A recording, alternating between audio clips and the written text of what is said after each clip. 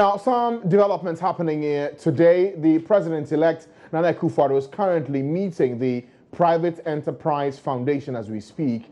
This was after his 3-day visit to Nigeria. He's back meeting blocks within the business community as he begins to prepare as the handing over or the transition period continues. As you can see there at the program, he is being welcomed. The addresses have already started before he mounts the podium to speak to those who belong to the private sector. Remember that the Private Enterprise Federation comprises of businesses, largely small-scale, medium enterprises, as well as the big industry players in the business sector, essentially to hear what he has to say to them based on the promises made prior to the elections, and also now that he has won the election, what his commitment will be, especially for the business community. And that's why we're keeping an eye on that development for you today. The president-elect Nana Akufo-Addo is meeting the Private Enterprise Foundation. Let's go live and find out what's happening. Huge losses to the private sector. The recent occurrence of politicians turning into business people right after taking public office is creating an unfair and non-transparent business environment, leading to the award of contracts to those businesses at inflated price at the detriment of well-established businesses who have to borrow at a high cost to be in competition. This, in the long haul, increases government expenditure, balloons government debt, and drives inflation really. Stating what our president-elect said when he was interviewed BBC quite recently, they asked him, Ghana has no money. All these projects you are mentioning, how are you going to get them up to scratch? And 3 times, the president-elect said the private sector. Each time he said the private sector. We are going to encourage the private sector to be able to handle all these projects. It shows the firm belief that the president has in the private sector. We also call on the president-elect and his team to take a look at the numerous local content policies as well to ensure that an effective implementation of all such policies will drive development and full participation of the local businesses in the major sectors of the economy, such as the oil and the gas, to ensure that locals are not shortchanged. Your Excellency, we're not here to make a long welcome address speech. We are here to listen to you. And we wish you and your team all the best as you take the reins of the beloved country. Your Excellency, you are humbly welcome. Thank you.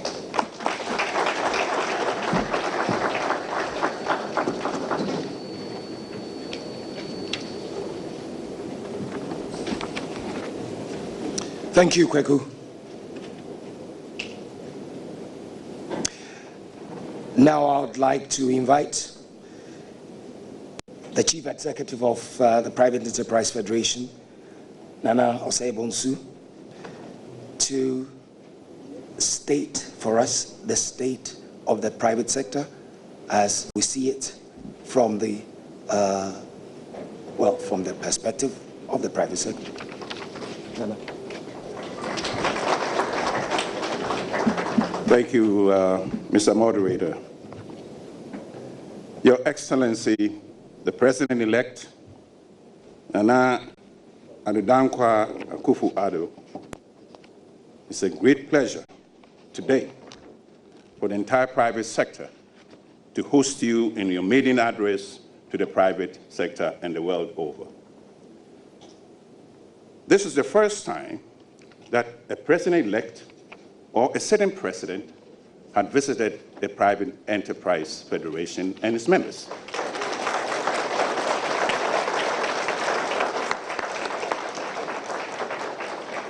This gives us a good feeling that things are going to be different.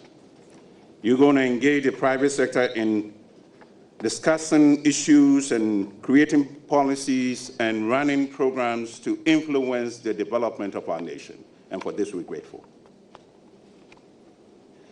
Today is not a day to enumerate on the ills of the economy that has constrained the private sector from operating at any meaningful levels.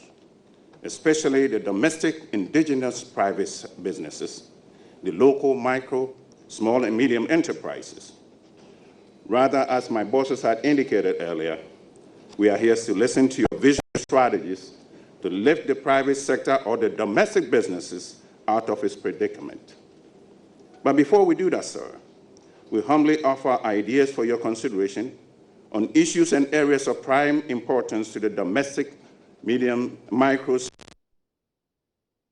First, let me request structured and functioning meetings between the Federation and its members and other private sector players with Your Excellency and his economic management team within the month following the end of each quarter during your presidency to review the performance of the economy and its impact on the private sector business at the end of each quarter. In the short term, though, to boost the confidence of investors and the local business operators, we envisage the President-elect to address the issue of removing some of the numerous taxes that are stifling the ability of the domestic micro, small, and medium enterprises to become competitive, profitable, to create jobs and wealth. The special petroleum tax, the 17% VAT on financial services. We also request reinstate the VAT refund account to accrue funds to pay off. We request arrears to contractors and other local service providers whose finances are severely constrained by these arrears, threatening their survival, to be paid. For our financial institutions, sir, to provide the needed liquidity to fuel domestic production, we request that an asset recovery institution be created to buy out the bulging portfolio of non-performing assets in the banks to allow them room to service the financial needs of our small and medium enterprises to create jobs with strict guidelines for this exercise. We request that you review the operations of the Exim Bank to fully resource it to become effective source of funding to the private sector. We are also seeking your indulgence for you to prioritize domestic capital mobilization to create substantial pool of long-term capital to finance our domestic production and private sector investments. Currently, our pension funds are virtually investing 100% in government treasuries.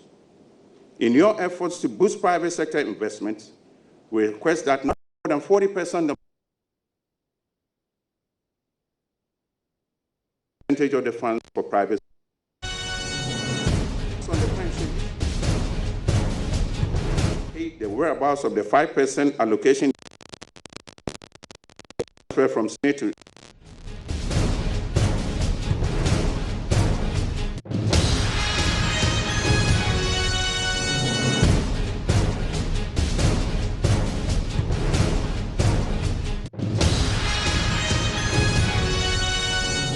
procurement processes, limiting the use of sole sourcing, violation of which should result in punitive measures to officers who violate it.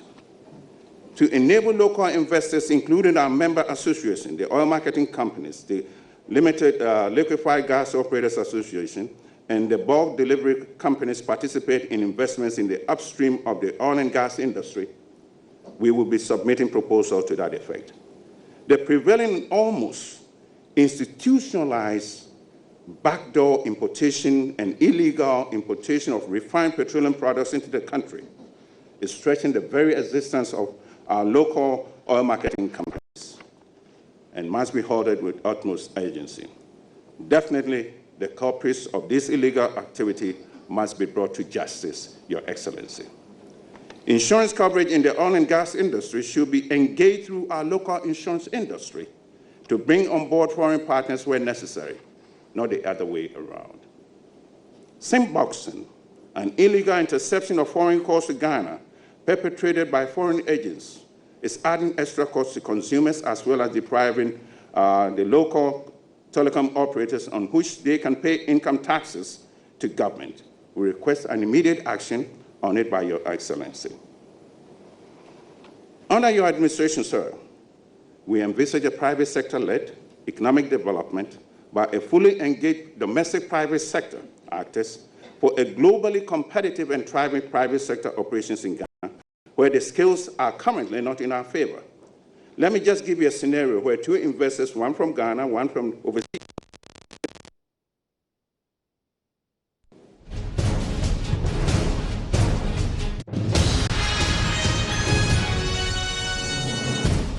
advantage of 27% under the water already before they start. The local guy does not benefit from tax exemptions. The foreign has a tax exemption on corporate taxes of 25%. Without doing anything, we have a total of 52% competitive disadvantage to the local. And this is the scenario that we have in our midst. Your Excellency, PEF and its members seek a level playing field and a competitive and stable environment where all smart regulations will be the order of the day. However, in view of the prevalence of the above scenario, we solicit support that seeks out the local private sector first before considering foreign parties. An investment climate that is mandatory for foreign direct investments who are beneficiaries of tax exemptions. Let me repeat this, sir. We solicit support that seeks out the local privates first before considering foreign partners.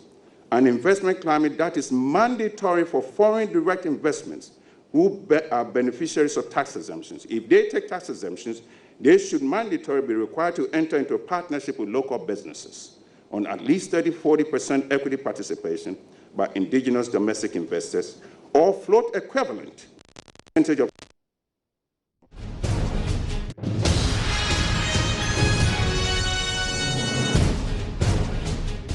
in a partnership business operation, not in a solo equity investment.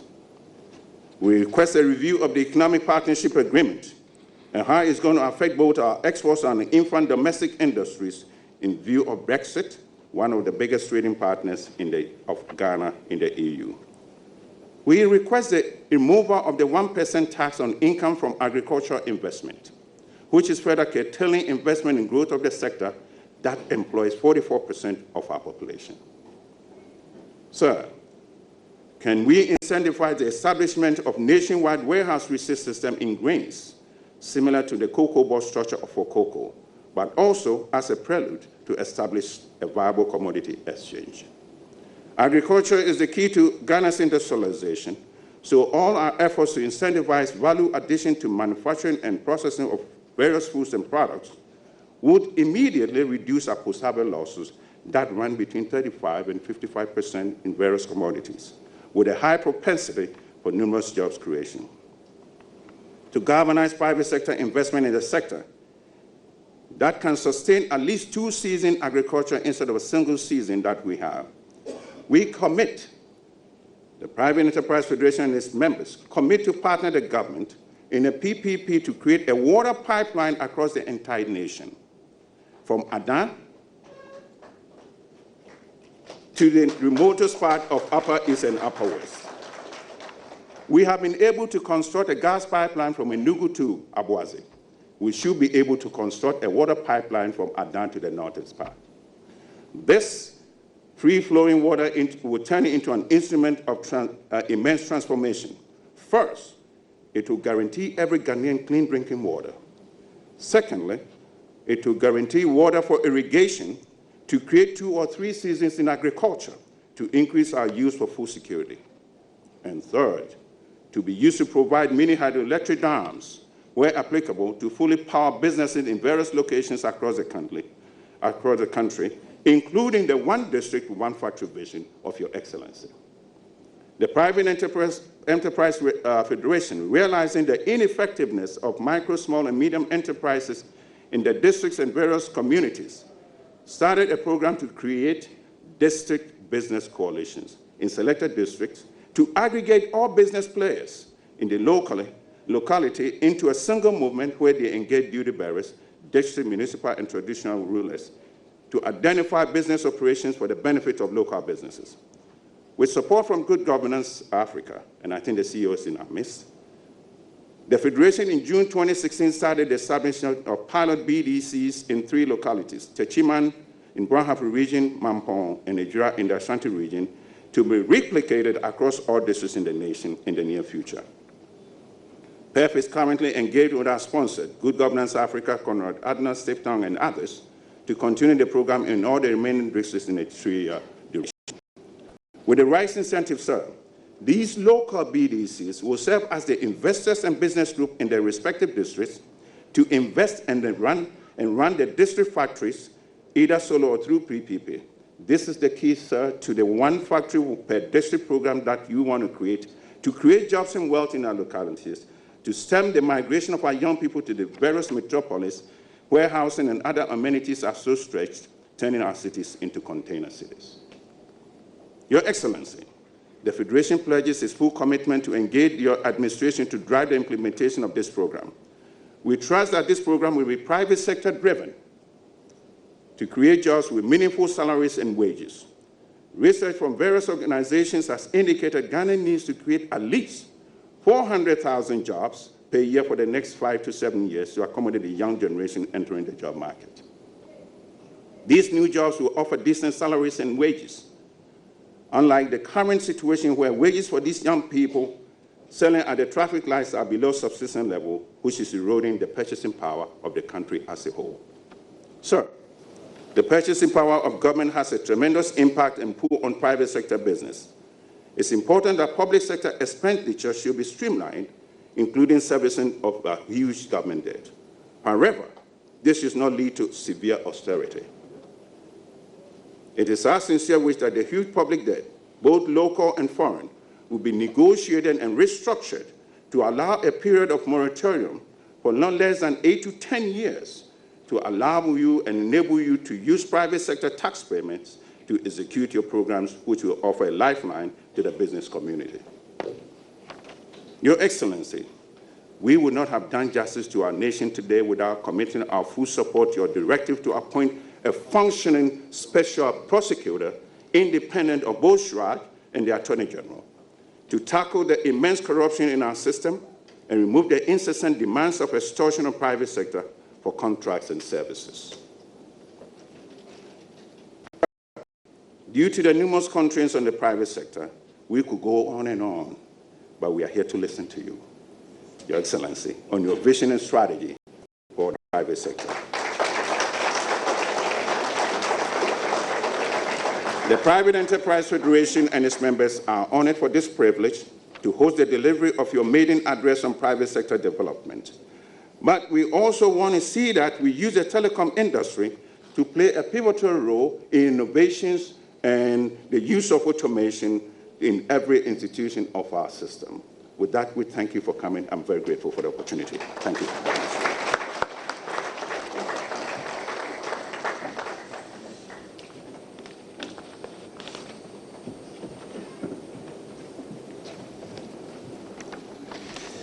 Thank you very much, Nana Osei-Bonsu, Chief Executive of the Private Enterprise Federation.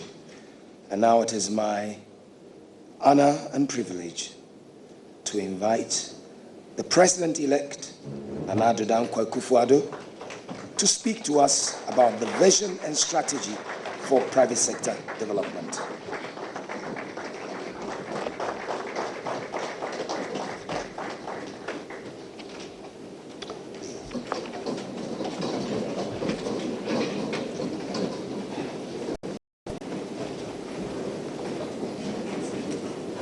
The Chairman of the Board of PEF, Chief Executive, gentlemen of the High Table, distinguished ladies and gentlemen, members of the Diplomatic Corps, and my dear friends, I'm very glad to be amongst you today, and I'm grateful for this opportunity to address the annual general meeting of the members of the Private Enterprise Federation, PEF. I'm glad to see so many friends in the audience. It gives me some comfort and confidence. I had a slight moment of hesitation about accepting your invitation at this time because I thought the timing was a bit awkward. The elections are over. I am no longer a candidate. We've won an emphatic victory, but our mandate does not come into effect until the 7th of January. I decided I should come to your meeting because as the apex business council in Ghana, representing over 80% of all Ghanaian businesses, both in the formal and informal sector, you constitute a critical part of the solution to the main task of the Akufo-Addo government.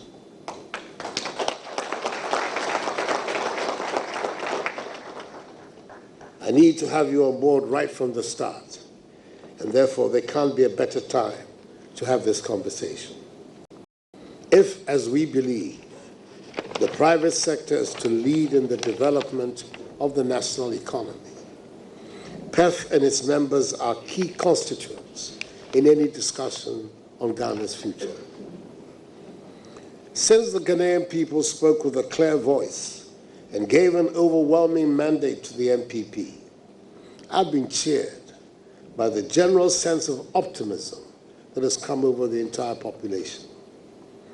I've been particularly happy about the sense of optimism and hope among the business community. I have, along with the rest of the country, heard about the reported reduction in prices of goods in the markets. I suspect the approach of Christmas has something to do with these price reductions. But I'm happy to go along with the suggestion. I meant to demonstrate confidence in the incoming government.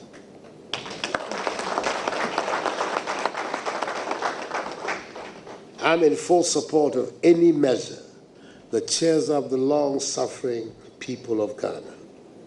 I need a happy and confident people to tackle the huge problems that we face. And I need a confident, imaginative, and hardworking business community to create the prosperous Ghana we dream of.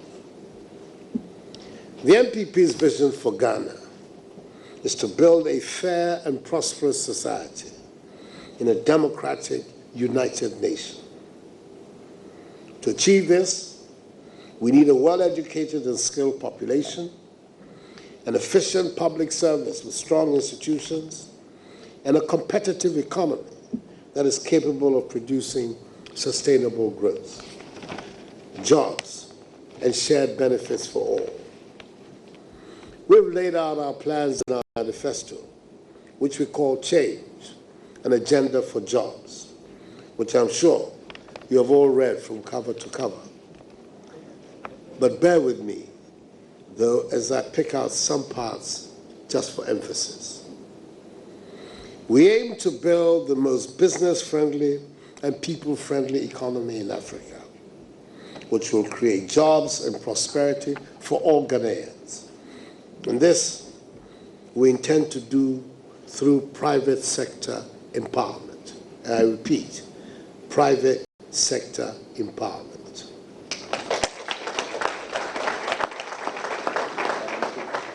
Government's role is to create this atmosphere for the private sector to flourish. We aim to achieve double-digit GDP growth annually for the next 4 years.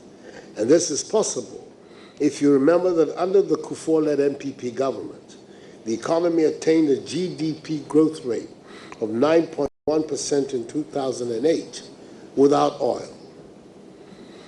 We will reduce the cost of doing business, maintain fiscal discipline, reduce government borrowing, and reduce interest rates to spur private sector investment.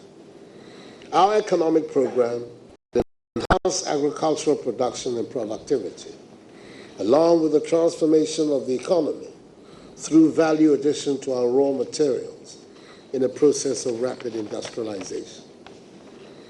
The NPP will invest in our people through the provision of quality education and health care, as well as affordable housing. The role of government will be one of providing an enabling environment for the private sector to thrive, as well as putting in place social policies to protect the disadvantaged and vulnerable in society. In particular, the NPP will implement policies to invest in rural, coastal, zongo, and inner city communities.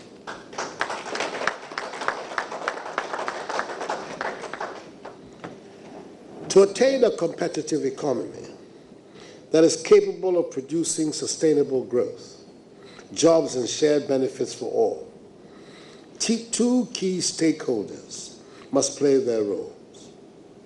First, the government, by setting the environment and climate to allow private sector to flourish.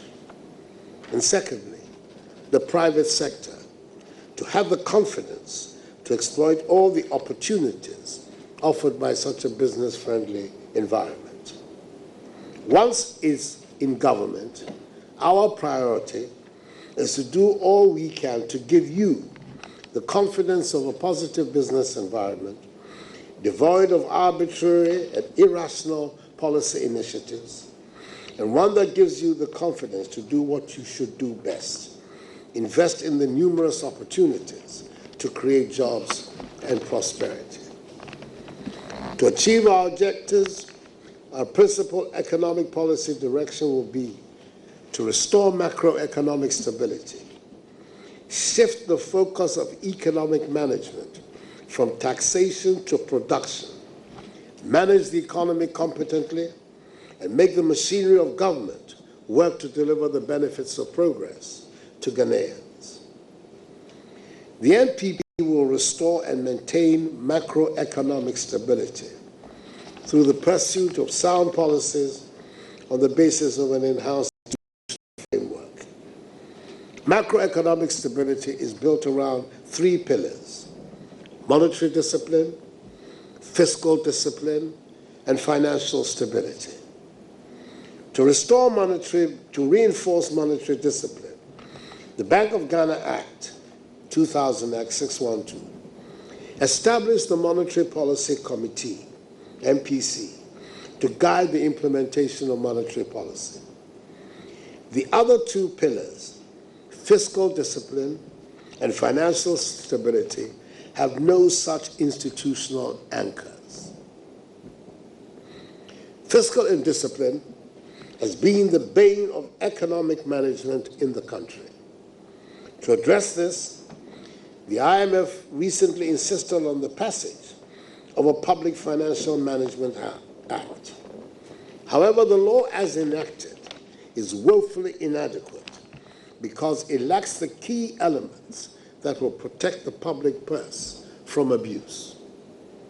Fiscal policy implementation as it stands now lacks three basic elements: transparent institutional arrangement for providing quality fiscal information to the public, the absence of a mechanism for ensuring accountability in implementing optimal fiscal policies to guarantee the stability of the system, and the absence of an institution to ensure the credibility of fiscal projections provided by the government. To address the problem of the current high public debt levels and the country's high risk of debt distress, our government will adopt and implement rules to anchor fiscal policy implementation. For example, there will be specific targets for the reduction of government borrowing and debt.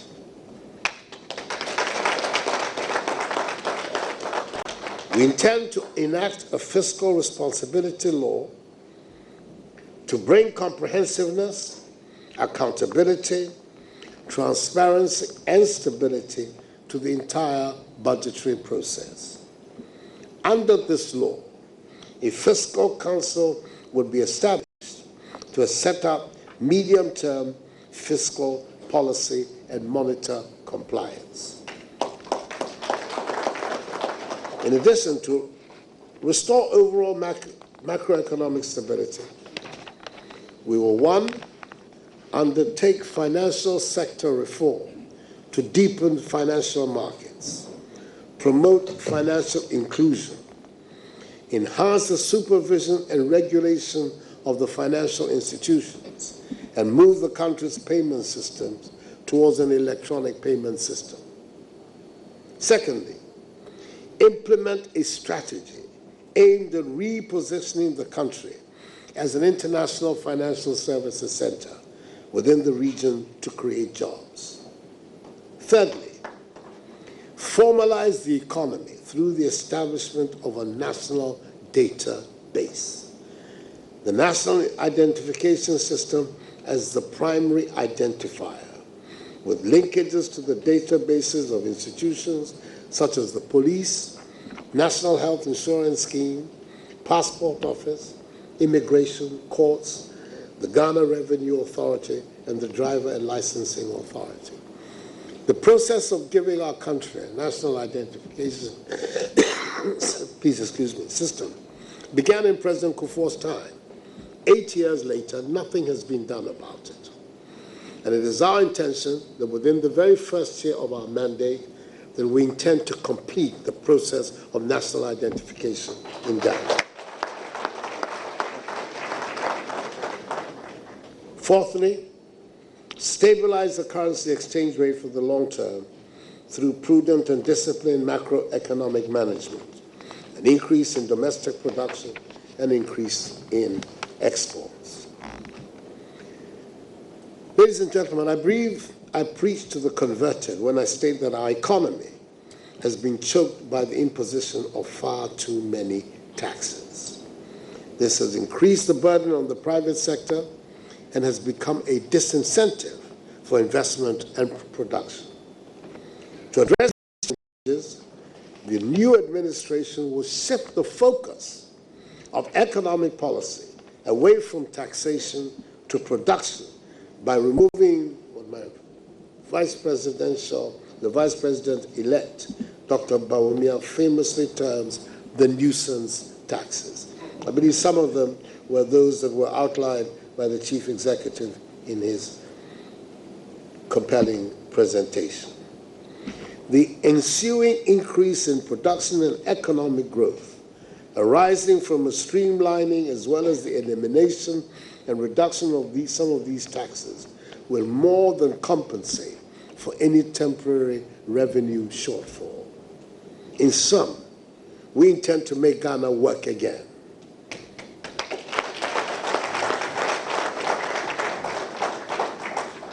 Ladies and gentlemen, easily the most crucial problem facing our country and the number one priority for the incoming government is the lack of jobs, especially for young people. We believe that job creation is essentially a private sector activity, and we will put in place the policy framework that will help businesses expand and create jobs, as well as promote the growth of entrepreneurship opportunities for young Ghanaians in particular. We have a clearly thought out agenda for job creation in place, and I invite you to join us for its rapid implementation. I know that our industrial sector faces difficulties. There's a long, intimidating list of challenges that we have identified. Our strategy is to address these challenges in ways that enable industry to thrive and become a major source of jobs, especially for the youth. Let me briefly address some of the key issues and how my administration will address them. Our businesses cannot be competitive when the cost of capital is so high. Interest rates are hovering around 34% per annum.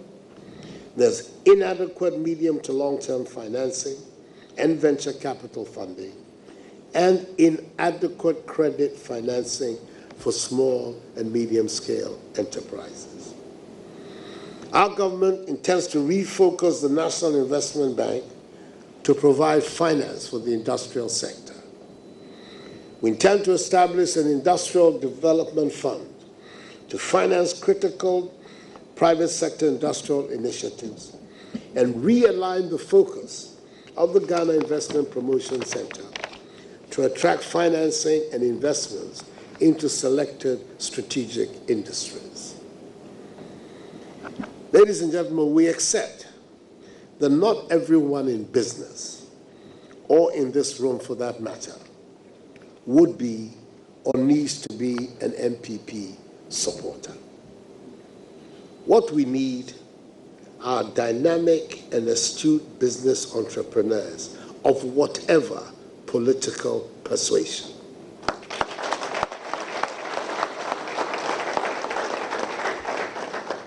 We are therefore going to strive to eliminate the current system of political patronage that distorts our economy. There's an urgent need to restructure existing state-sponsored microfinancing, such as MASLO, to provide credit for SMEs while strengthening oversight responsibilities over privately financed microfinance institutions. Probably, the most acute challenge that industries and businesses have faced in the past 5 years has been power-related. The power supply has been inadequate, unreliable, and expensive for industries and businesses. My dear friends, the power problems will be resolved to ensure that businesses can spend their energies on more productive and innovative issues. Another major problem facing industry is the inadequate and poor quality raw materials for industrial processing. We should provide specific incentives for the production and supply of quality, locally produced, non-agricultural raw materials for industry at competitive prices. We should provide a comprehensive program of support for the cultivation of selected agricultural products as raw materials for agro-processing, including tomato, cassava, cocoa, soya beans, maize, oil palm, cashew, cotton, shea nut, some selected fruits, groundnuts, and rice. Skill shortage is one of the critical areas that our government intends to address urgently. The technical, vocational, and skill training sectors will receive the attention they deserve. We shall, in partnership with the private sector, transform the apprenticeship training model from a supply-driven approach to a market demand model based on the German apprenticeship model. And we intend to create an information portal and set up a task force to assist our youth and artisans in making their products and services visible on a local, national, and global scale. We have identified some key initiatives integral to our industrial development strategy, which we intend to implement vigorously. I refer in particular to the now famous One District, One Factory initiative. And I want to emphasize that this policy will be implemented in collaboration with the private sector. I also refer to the strategic anchor initiatives. Government will partner private, local, and foreign investors to develop large-scale strategic anchor industries to serve as growth poles for the economy, especially in petrochemicals, pharmaceuticals, iron and steel, cement, aluminum, salt, vehicle assembly, manufacture of heavy machinery, equipment and machine parts, agro-processing, garments and textiles, and assembly of electronics and light machinery. Ladies and gentlemen, we have also planned an industrial subcontracting exchange. Through a concerted, collaborative, and collective effort, the government will reinforce local content provisions by developing efficient and competitive local supplier networks for the goods and services that industry needs and that can realistically be sourced locally. To facilitate this, we should develop a national industrial subcontracting exchange to link SMEs with large-scale enterprises. Ladies and gentlemen, we believe in empowering the local private sector and will pass legislation to require that at least 70% of all of government of Ghana taxpayer finance contracts and procurements be executed by local corporate entities.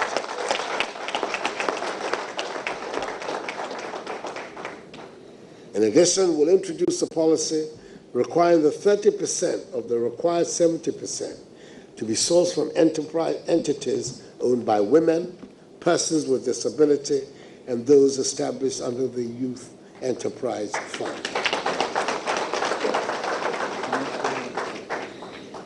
My government will work with stakeholders, including employers and trades unions, in hopefully in an open and fair manner on employee welfare, as well as ensuring living wages for all workers. We intend to develop in collaboration with employers, trades unions, educational institutions, and other state bodies, such as SNET, a database of the labor market with a view to establishing a national recruitment agency to serve as the primary source for channeling job openings to Ghanaians. We will also work with employers and trade unions to formulate a policy of comprehensive occupational health and safety standards. In sum, ours seeks a holistic approach to job creation, and our goal is that by the end of the next decade, industrial and manufacturing activities will be the mainstay of our economy. Ladies and gentlemen, agriculture continues to be the anchor of the country's economy, employing more than half of our workforce. Growth in this sector has declined dramatically and needs to be reinvigorated urgently. Food is unnecessarily expensive in a country that is blessed with fertile land. Our production methods are not modern, and income and fisherfolk remain low, thus making the sector unattractive for the youth as a sustainable means of livelihood. Our vision for the next 4 years is to modernize agriculture, improve production efficiency, achieve food security and profitability for our farmers, all aimed at significantly increasing agricultural productivity.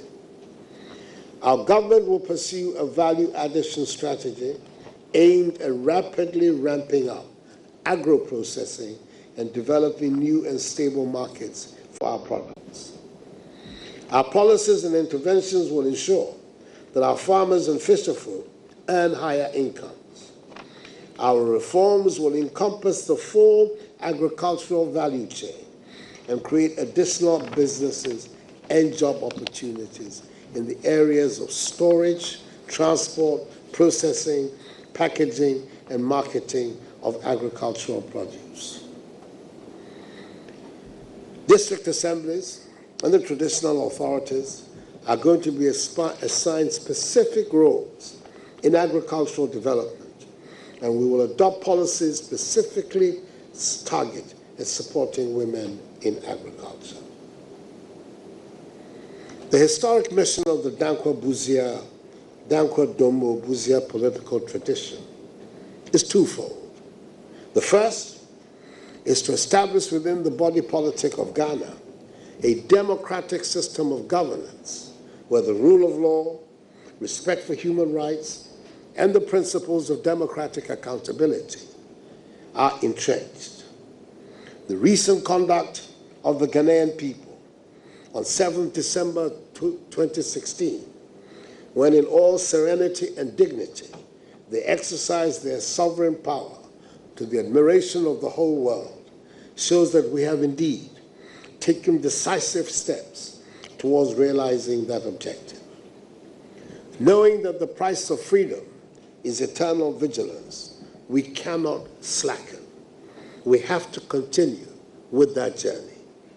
The second is to establish the primacy of the private sector in the development of our nation's economy. That is the task confronting us now. And it is a task to which I am summoning you, jointly with the government that is coming, to undertake and achieve and succeed in achieving. As you can see, there are many specific issues that your chief executive outlined which have not received a specific response in my address. That will come later. And this presentation has been a mere bold outline of where we stand in terms of our thinking and overall posture. The detailed response will follow a more detailed analysis of what was put before us. But there are 4 issues that I want to conclude with that are not part of the formal brief text. 1 is to confirm the relevance of the statement made by the Chief Executive of PEF about the need for public expenditure to support the growth of the private sector. I'm fully committed to that position, and the rules will be worked out. Secondly, I came here with Alan Shermatin because he's the man who is going to be the Minister for Industry and Trade.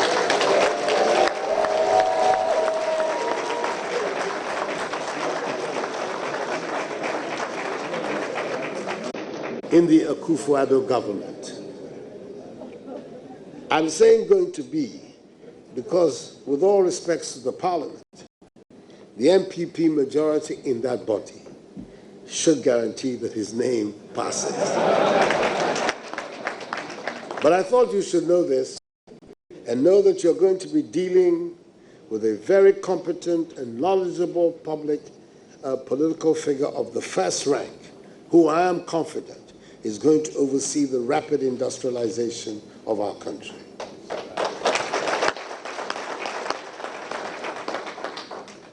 Thirdly, neither he nor any of the people who are going to be working with me are going to be your competitors.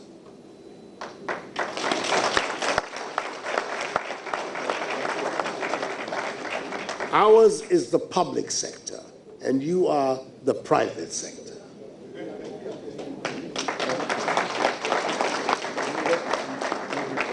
The former is meant to be a supporter, not a competitor of the private sector, and that is how it is going to be. I've said it, and I'll repeat it again. Those who are coming to this administration thinking that it's an avenue for making a lot of money are going to be disappointed.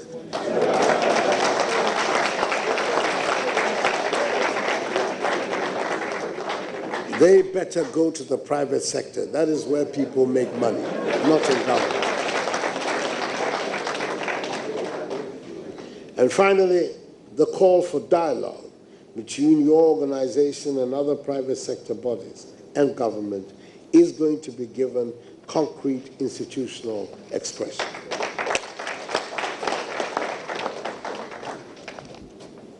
Ladies and gentlemen, if you don't know it already, I'm sure I've now convinced you, hopefully, that we have an ambitious but I believe deliverable programs for my administration.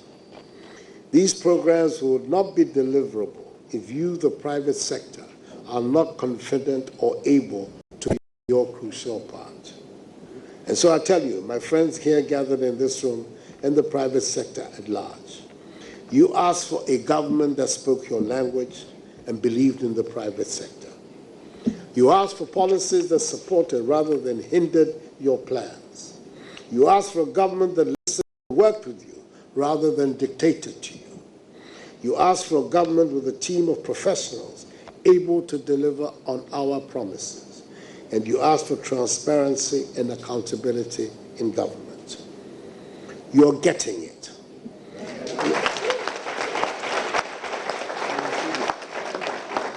So let us roll up our sleeves and get to work. And that will mean from the 8th of January. We intend to keep our side of the compact, and we expect the same from you.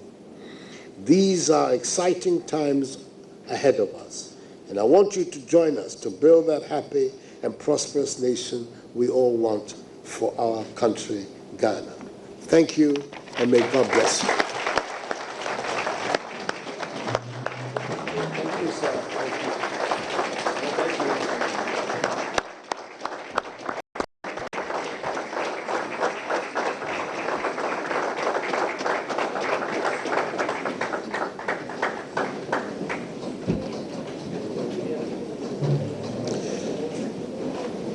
Thank you very much. Your Excellency, the President-elect, Nana Akufo-Addo, for your words of hope. Comes in really handy at this time for the private sector. And now may I invite the chairman of the Governing Council, Mr. Kweku Ajimendia, to...